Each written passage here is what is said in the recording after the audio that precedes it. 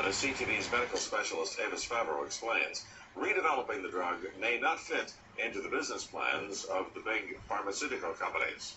Dr. Evangelos Mikalakis has given cancer researchers a brand new lead with an old drug, a cheap, inexpensive powder that costs just pennies a dose. You typically get this eureka kind of feeling, and it's actually the most exciting thing a scientist can get.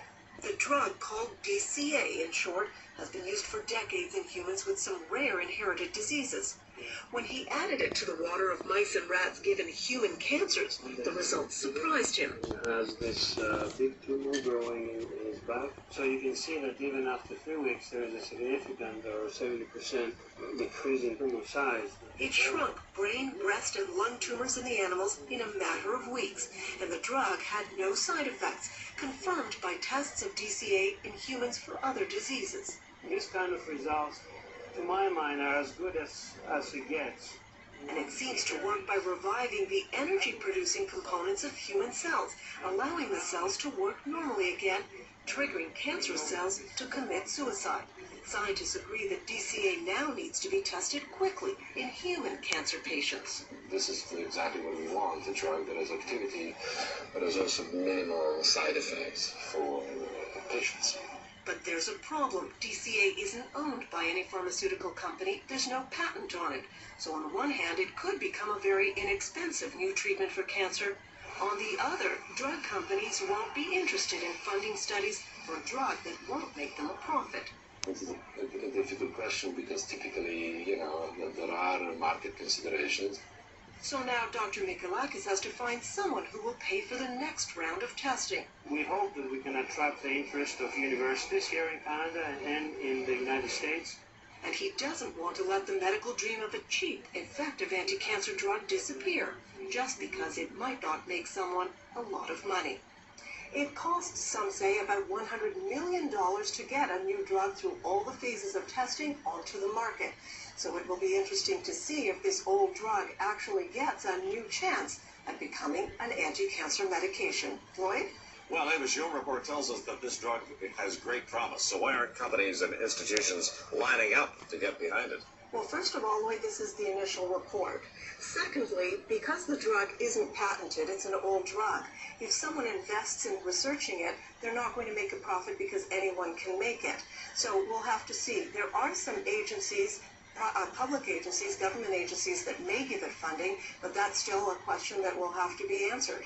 But unless big pharmaceutical companies are behind these things, they may go nowhere. Is that it? Well, actually, Lloyd, I've had 2 other stories where drugs have shown great promise in the preclinical phase, and because they were orphan drugs and no one picked up, nobody could get the patent on it, they've gone nowhere. So I will be keeping an eye on this one.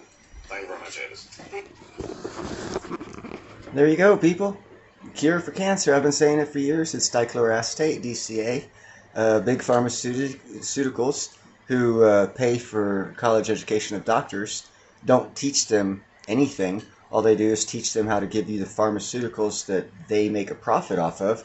That's why Pfizer's making so much money, because the government pays them for all these vaccines and booster shots and everything. It's a direct theft of the American people. But anyhow, that's why I say doctors pretty much are legal drug dealers, because they work for the pharmaceutical companies in the system, and they're not allowed to cure you.